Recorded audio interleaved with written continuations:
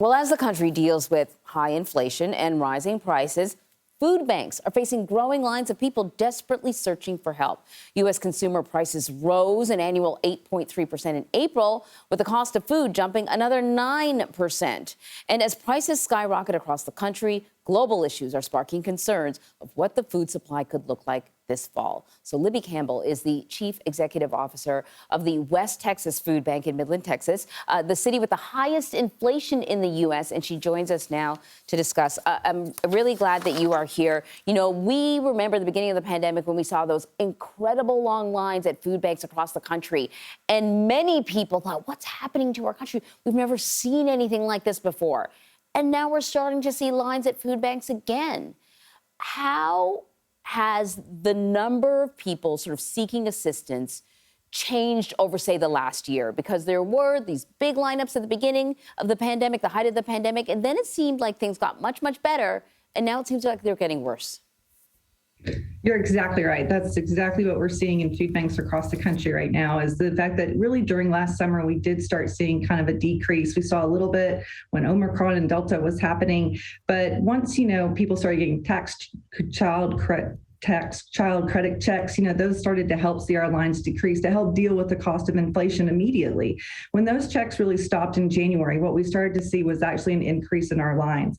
Peak during pandemic numbers for us was 1.4 million pounds of food distributed to the 19 counties that we serve in West Texas. We are a small rural food bank. So if you think of some larger urban food banks, we won't have those kinds of numbers. But we got back down to maybe distributing 700,000 or 800,000 pounds a month. We are back up over 1 million pounds now. Most of the people in our lines currently have jobs, or they're elderly who are having to take on raising their grandchildren because parents can't afford daycare or they can't find daycare resources right now. So that it's forcing them to have to come to the food bank to help make ends meet. But the inflation out here, sadly, I'm not happy that we claim the 10% of the highest, inflation in the country.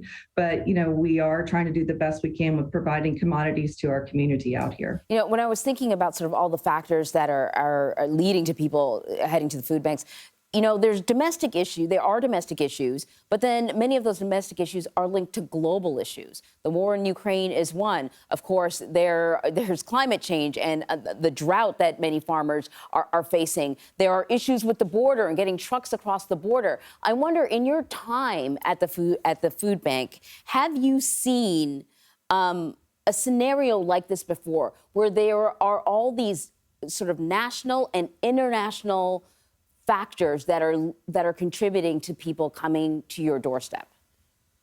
No, never. I mean, we lost over 100,000 pounds of produce last month to the fact that we had to double check, produce at the border. We are a border community food bank. Also, we go all the way down the border between Mexico and Texas. So we lost over 100,000 pounds of produce. We have a problem that we're worried about with fertilizer.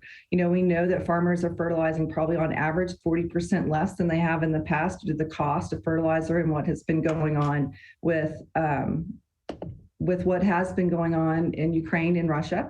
So that is obviously a concern. And that's not something we're really seeing right now. It's something that we'll probably see later on in the fall when people start to harvest what crops have been grown. The other thing that's kind of, nerve-wracking, to be quite honest, is the fact that we have a global climate situation. We know right now that we usually already are starting to get watermelons that we're able to hand out to our neighbors in which we serve in the 19 counties of West Texas. But we know from our watermelon guys that we're actually not going to be able to get those watermelons really until July. So we're already starting to see concerns as far as produce and certain commodities, and also the increase with inflation. People have jobs and they need help. And, we are feeling the pinch just like any other home where we're purchasing food or trying to find resources for our neighbors that we're serving. It's difficult out there right now.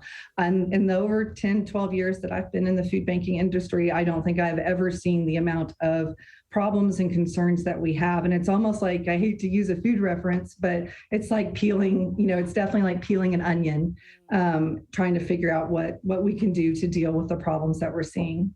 I think it's actually a really good sort of metaphor. It is, because all of these factors are things that are not going to end on Friday or next month. I mean, These are long-term issues that, in a way, almost, for some of them, the federal government can do things, but in many other cases, it can't. Nothing will be able to sort of solve the problem domestically anyways. And a reminder that we are also interconnected, that you see something happen, halfway around the globe, and you think it's not going to have an impact on you or your neighbor, and it very well might. Libby, thank you so much for your time. We could talk a lot longer about this, and thank you for the good work that you are doing. No, thank you so much. So good luck to you too.